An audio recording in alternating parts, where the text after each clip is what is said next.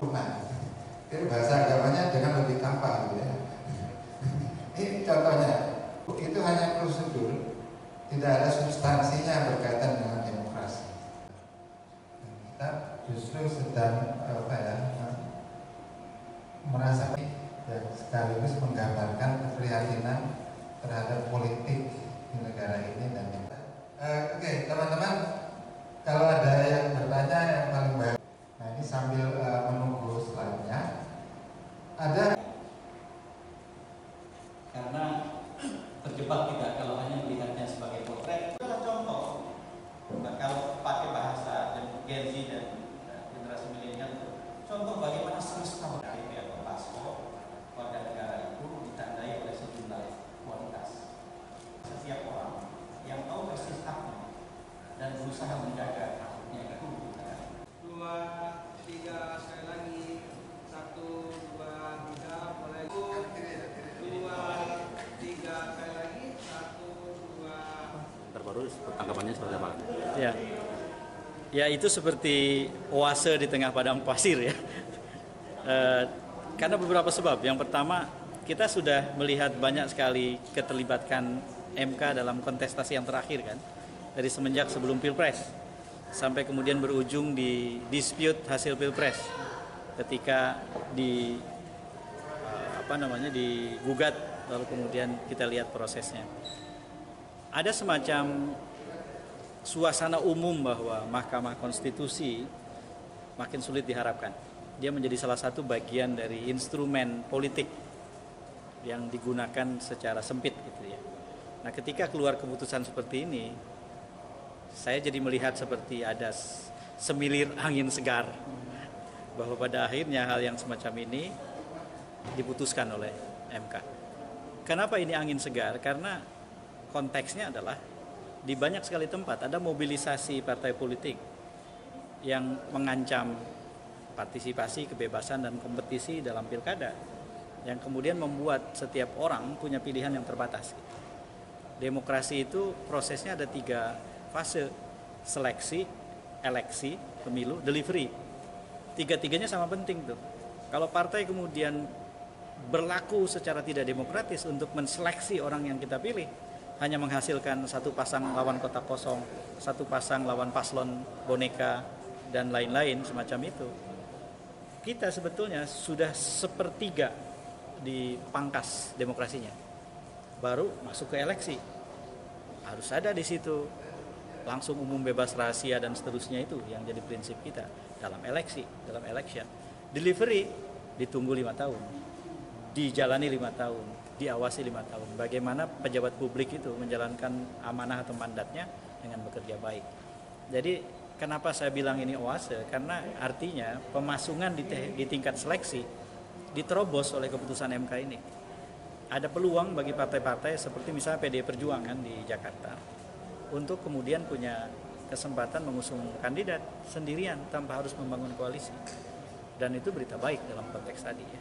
Jadi saya sebagai warga negara menganggap ini berita baik yang harus disambut dan dimanfaatkan.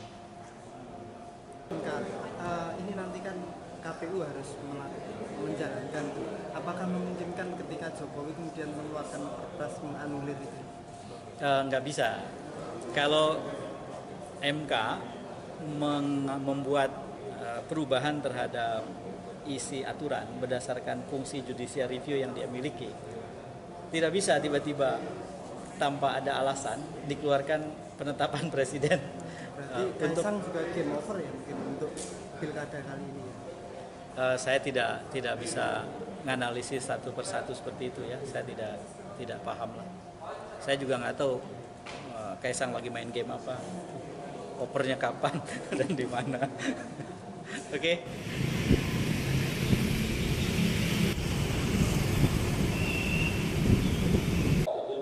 Tuhan yang Maha Besar, maka dengan ini saya sebagai Ketua Umum DPP Partai Golkar.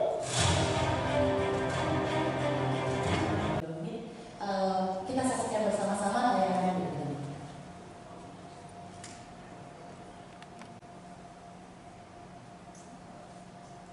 Tampaknya masih menunggu ya. Video tadi tampaknya sangat sedikit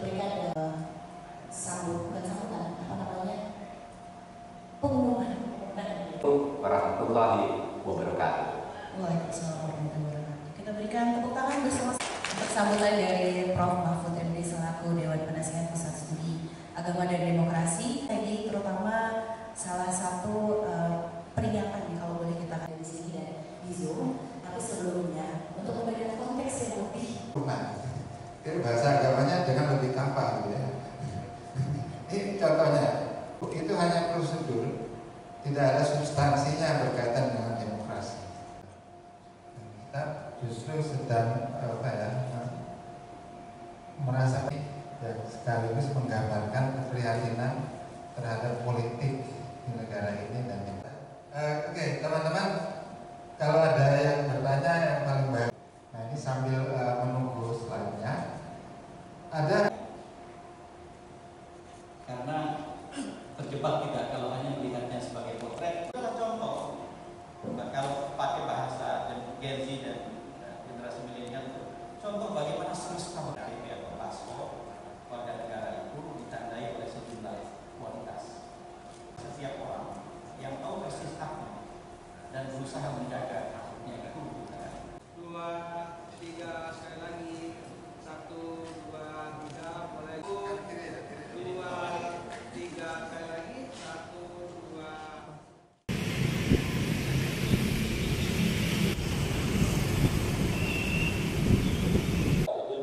Tuhan yang Maha Besar, maka dengan ini saya sebagai Ketua Umum DPP Partai Golkar.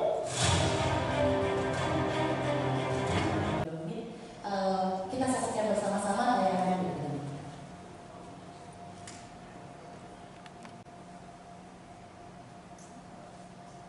Tampaknya masih menunggu ya. Video tadi tampaknya sangat sedikit diberikan bukan sambutan, apa namanya, pengumuman. Warahmatullahi wabarakatuh. Waalaikumsalam warahmatullahi wabarakatuh. Kita berikan tepuk tangan bersama untuk sambutan dari Prof. Mahfud MD selaku Dewan Penasihat Pusat Studi Agama dan Demokrasi. Jadi terutama salah satu peringatan kalau boleh kita ada di sini dan di Zoom. Tapi sebelumnya